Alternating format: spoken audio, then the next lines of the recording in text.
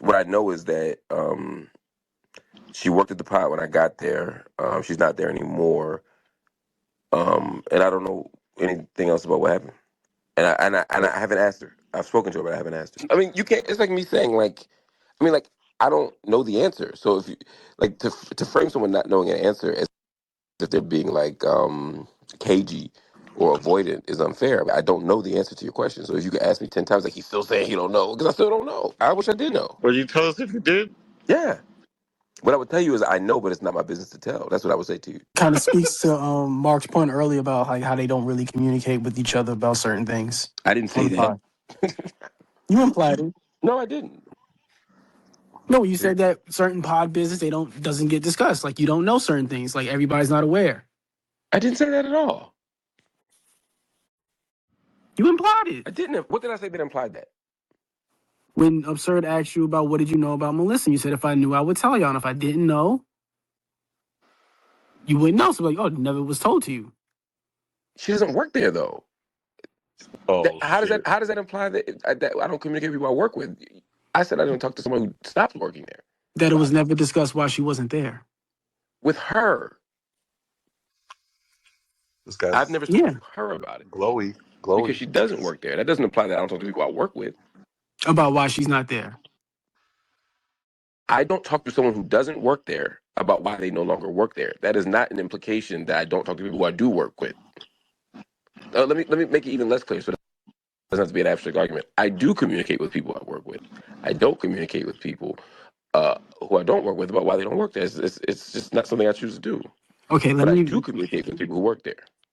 Okay, maybe I'm not being clear. What I'm saying, because I know it sounds like we're saying a bunch of different things. Communicating with the people who do work there about the people who don't work there. That's what I'm talking about. And what I'm saying is I wasn't saying that I don't do that. I never said that. I was not implying that. I'm saying the opposite of what you're suggesting I implied. I'm saying that counter to your point, which is that I imply that I don't talk to people I work with about those who no longer work there. I'm saying that is not true. That is not what I was implying, nor is that the case. So when Absurd asks to tell us what you do know, and you say you don't know, that is to say that I communicated with them, and after communicating with them, I don't have an answer. But it doesn't mean I didn't communicate with them. For example, if I asked you right now, who won the game tonight, right? And you say, I don't know. Who am I talking to, by the way? Just so I'm clear. It's Evan. Evan. So if and Danny says, did you talk to Evan about who won the game? And I say, yeah, he ain't know. That is, he can't then say, Mark didn't talk to Evan about who won the game. Yeah, I talked to Evan about who won the game, but I don't know the answer after talking to Evan. You're conflating me not knowing the answer to me not having discussed the question. I would assume when somebody says, tell us what you do know, that would be about like the discussion of the question, not directly about the answer. That wasn't the question that was asked. The question that was asked was, what do you know about what happened? I'm saying, I don't know anything. I don't have any information that would be of value. I don't have any information that would answer you, that would honestly or directly or effectively answer your question. But it is not from a lack of communication. Nor is it a referendum on the type of conversations we have. I talk all the time to my colleagues, and I love it.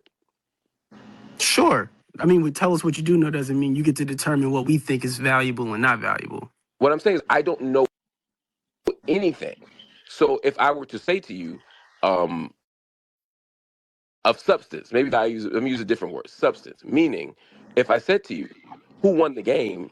And you said to me, well, two teams played and they both scored buckets. One had more than the other. Technically, you did give me information, but nothing that would substantively answer the question of who won.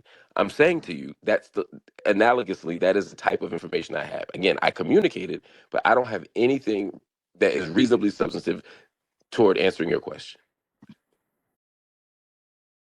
I hear what you're saying. I guess the point would be maybe we need to be more specific about not being substantive, but anything suggestive. And I'm saying I don't have anything suggestive. You're speaking as if this is an abstract, hypothetical, like philosophical, logical argument. I'm saying I'm telling you as someone who was there, I don't know. If I knew, I would tell you, or I would say I know but can't tell you. But I honestly, sincerely, on the lives of my children, don't know the answer. I'm sorry I asked to say what you did know. And I'm saying I don't know about the anything. situation. about the You situation. act as if I'm being cagey. You're asking me what I do know. I'm saying I don't know anything. That is not me avoiding the question. I'm saying I don't know anything.